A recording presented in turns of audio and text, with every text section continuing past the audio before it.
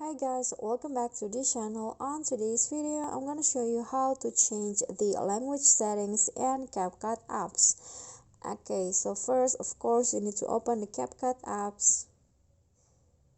And then here, you don't need to go to everywhere. You just need to click on the gear icon at the top to go to settings.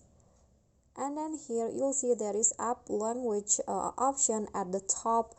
One, just click on the language in here, and then you'll find the list of language options that you can use or that you can choose which one that you think fits your needs the most. For example, I want to change it from English to Bahasa Indonesia, which is my mother tongue.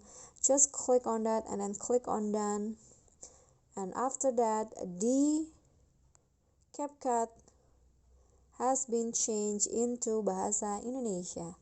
Okay guys, so that's all for me. That is how you can change language setting in CapCut. I hope this simple tutorial will be helpful to you. Thank you guys so much for watching. If you like the video, please do click on the thumbs up icon. Don't forget to leave a comment and subscribe to our channel. See you at the next tutorial. Bye.